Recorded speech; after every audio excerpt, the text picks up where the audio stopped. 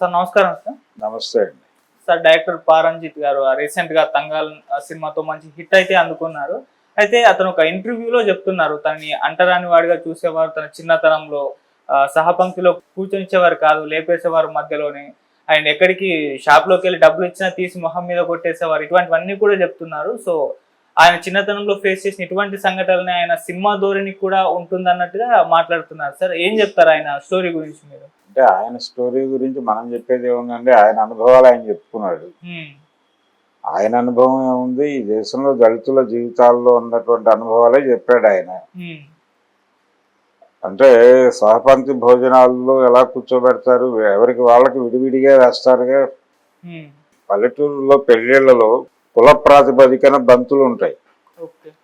అలాగే దళితుళ్ళలో పెళ్లిళ్ళు జరిగినా కానీ అగ్రకులాలకు ఒక చోట పెడతారు. ఊళ్ళో నుంచి ఎవరైనా అంటే కొంచెం ప్రామినెంట్ దళిత అంటే అక్కడ ఎవరైనా ఆర్గనైజ్ చేయగలిగిన వాడు, నలుగురిని పోగేయగలిగిన వాడు, వాడికి ఒక సామాజిక ప్రాధాన్యత ఉంటుంది. ఆ ప్రాధాన్యత ఉన్నవాడి ఇళ్ళకి వీళ్ళు భోజనాలకు వెళ్తారు.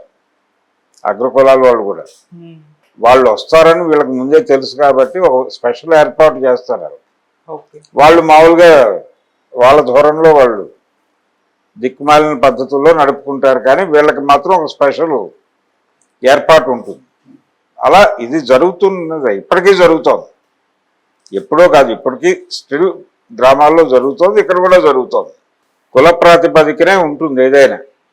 ఏ కులం వాళ్ళు హాజరవుతున్నారు, ఎవరి పెళ్ళి, లేకపోతే ఎవరి వ్యవహారం అనేది కుల ప్రాతిపదికను చూడటం అనేది మనకి అలవాటు అయిపోవడం మాత్రమే కాదు, అది అవసరంగా నడుస్తోంది.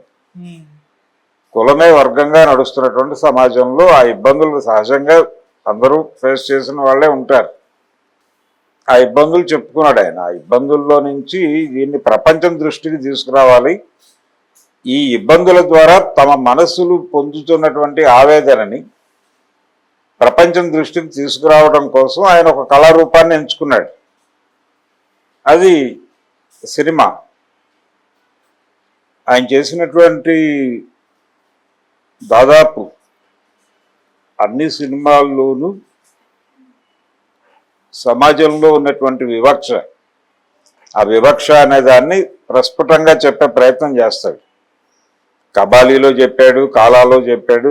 అంటే తను చెప్పే విషయం ప్రజలకి నేరుగా చేర్చడం కోసం ఆయన పెద్ద హీరోలని ఆశ్రయించి సినిమాలు చేసిన సందర్భాలు కూడా చూసాం మనం.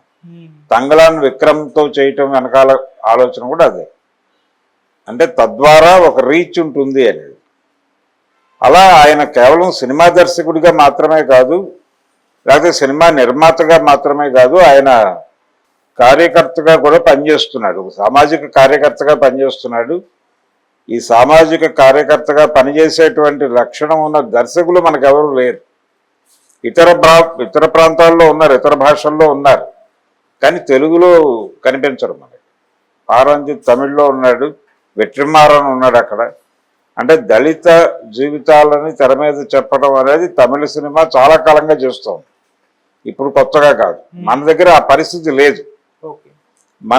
మన దర్శకులు వర్గస్పృహ అనే పేరుతో ఇక్కడ కుల ప్రభావాన్ని తగ్గిస్తారు, కులపరమైన అణిచివేతను తగ్గిస్తారు. అసలు కులం గురించి మాట్లాడటమే తప్పు అనేటువంటి ధోరణిలో నడుస్తుంది ఇక్కడ. ఈ క్రమంలో ప్రోగ్రెసివ్ అంటే ఒక ఎర్ర కండువా భుజాన్ని వేసుకుని ఇంటి మీద ఎర్ర జెండా ఎగరేసుకునే రచయితలు కూడా తెలుగు సినిమాల్లో యాంటీ రిజర్వేషన్ సన్నివేశాన్ని చాలా అలవోకగా తమ సినిమాలో జొప్పించినటువంటి సందర్భం మనకు తెలుసు. ఈ చదువులు మాకొద్దునో సినిమా ఉంది. ఆ సినిమాలో ఒక బ్రాహ్మడు రిజర్వేషన్ల వలన ఉద్యోగం దొరక్క వెళ్ళి ఒక చెప్పుల కొట్టులో చేరి పనిచేసుకుంటూ ఉంటాడు. షాప్కి వచ్చినటువంటి వేరే కులం అంటే దిగువ కులాల వాళ్ళ కాళ్ళు పట్టుకుని బూట్లు చెప్పులు సైజులు చూడాల్సినటువంటి పరిస్థితి ఏర్పడుతుంది. అది చాలా జాలిగా తీస్తాడు. అయ్యయ్యో ఇలాంటి మనిషి ఇలా అయిపోయాడే అని. అంటే సమాజం జాలిపడాలనుకుంటాడు ఆ రైటర్. తప్పేముంది దానిలో? వాళ్ళు చేస్తున్నప్పుడు ఏం చేయడానికి ఏముంది, ఈయన మనిషే కదా. ఈ బ్రాహ్మడు మనిషే, ఆ దళితుడు మనిషే, ఆ ఉద్యోగం పొందిన దళితుడు మనిషే. ఈ మధ్య ఒక సినిమా చూసాం మనం, కమిటీ కుర్రాళ్ళు. దాంట్లో రిజర్వేషన్ల వలన ఉద్యోగాలు రావడం లేదు పైకి వాళ్ళకి అనే ఆవేదన బలంగా ఎక్స్ప్రెస్ చేశారుగా తెర మీద. ఇది ఒక ఒక రాంగ్ నోషన్ లో జరిగేటువంటి ఆర్గ్యుమెంట్. ప్రతిభ ఉన్న వారికి ఉద్యోగాలు కరువైపోతున్నాయి రిజర్వేషన్ల వలన అని. రిజర్వేషన్లు లేకపోతే వాళ్ళ ప్రతిభ ఏమైపోవాలి? వాళ్ళు నేరుగా ఏది తెచ్చుకోలేరు కదా, కొనుక్కునే పరిస్థితి వాళ్ళకు ఉండదు. అవకాశాలు, మీకు అవకాశాలు కొనుక్కునే అవకాశం ఉంది. అందుకని కాళ్ళు ఉన్న వాళ్ళకి కాళ్ళు లేని వాళ్ళకి ఒకే లైన్ మీద నుంచోబెట్టి పోటీ పెట్టినట్టు. దీన్ని పట్టించుకోరు ఎవరు. అందుకని ఖచ్చితంగా ఈ వివక్షను ప్రశ్నించేటువంటి గళాలు ప్రతి చోట ఉండాలి. అలా ఒక్కొక్క చోట ఒక్కొక్కళ్ళు వినిపిస్తున్నారు గొంతుని.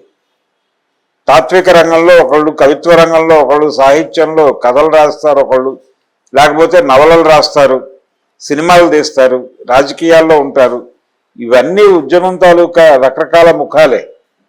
అట్లా పారంజిత్ సినిమా దర్శకుడిగా మాత్రమే కాదు, సామాజిక కార్యకర్తగా, సామాజిక అధ్యయనశీలిగా, సమాజంలో అట్టడుగు పొరల్లో జరుగుతున్నటువంటి మ్యానిపులేషన్స్ ఏమిటి, జరుగుతూ వచ్చినటువంటి క్రమం ఏమిటి అనేది అర్థం చేసుకోవటానికి నిరంతరం స్టడీ చేస్తాడు. ఆ నిరంతరం స్టడీ చేసిన దాన్ని తెర మీద చెప్పే ప్రయత్నం చేస్తాడు జనాలకి. అది ఒక్కొక్కసారి కనెక్ట్ అవుతుంది, ఒక్కొక్కసారి కనెక్ట్ కాదు, అది వేరే గొడవ. జనాలకి కనెక్ట్ అవడం కోసం సినిమాలు తీరు ఇలాంటి వాళ్ళు. ఇలా తమ సిద్ధాంతాలని, తమ రాజకీయ అభిప్రాయాలని, సమాజం పట్ల తమకున్న అవగాహనని సినిమాల్లో చెప్పుకోవటం అనేది చాలా మంది దర్శకులు చేస్తారు. ఈవెన్ ఎన్టీ రామారావు గారు కూడా చేశాడు. ఆయన డైరెక్షన్ చేసిన సినిమాల్లో ఆయన కూడా సమాజం పట్ల తనకున్నటువంటి అవగాహనని చెప్పే ప్రయత్నం చేశాడు. ఇలా ప్రతి ఒక్క డైరెక్టరు చేస్తాడు. తన సినిమాలు ఇలా ఉండటానికి కారణం ఏమిటి అంటే తన జీవితం అలా ఉందని చెప్పాడు. నా జీవితం నుంచి నాకు ప్రపంచం ఇలా అర్థమైందనే సినిమా చేస్తున్నాను. అర్థం కాని దాన్ని ఎలా తీస్తాను? ప్రతి విషయంలోనూ ఆయన దాన్ని వెతుకుతాడు, ఇక్కడ ఏదైనా వివక్ష ఉందా అని. అది ట్రేస్ అయిపోతే దాన్ని వదిలిపెట్టాడు, దాని మీద మాట్లాడతాడు. అది నేరుగా మీడియాతో మాట్లాడతాడా, గొడవ చేస్తాడా, రోడ్డు మీదకి వెళ్ళి ధర్నాలు చేస్తాడా అనేది కాదు. ఇంకొక ఆర్గనైజేషన్తో లేకపోతే ఇంకా దేంతోనన్నా ముడిపడి ఆ విషయాన్ని ప్రపంచానికి ఏదో రకంగా చెప్పాలనుకుంటాడు అతను. ఆ చెప్పాలనుకున్న ఫలితమే అతను తీసిన సినిమాలన్నీ. అది రజనీకాంత్తో చేసినటువంటి కాలా కబాలి ఏదైనా కావచ్చు కాక ఆయన చెప్పే టోన్లో మార్పు ఉండదు. ఆ టోన్ ప్రాపర్గానే ఉంటుంది. ఆ టోన్ ప్రాపర్గా ఉండటం అనేది ఈయనలో కనిపిస్తుంది, వెట్రిమారంలో కూడా కనిపిస్తుంది. వీళ్ళు ఒక పర్పస్గా చూస్తారు సినిమాని. సినిమాకు వాళ్ళకు ఒక పర్పస్, ప్రపంచానికి కాదు. అది వ్యాపారం కావచ్చు, ఇంకోటి కావచ్చు, ఇంకేదైనా కావచ్చు, కానీ వాళ్ళకి కాదు. అందుకని పారంజిత్ సినిమాలు డిఫరెంట్గా ఉంటాయి. అతను దళితుడు, అతని కష్టాలు అతనికి ఉన్నాయి, అతని బ్యాగేజ్ అతనికి ఉంది, అతని అనుభవాలు అతనికి ఉన్నాయి. ఆ అనుభవాల నేపథ్యంలోనే ఏ విషయాన్నైనా జడ్జి చేస్తాడు. ఆ జడ్జిమెంట్నే ఆయన సినిమాలుగా తీస్తాడు. అందుకని అలా మాట్లాడటం తప్పేం కాదు. ఆయన ధోరణిలో ఆయన చెప్పాడు విషయం అంతే.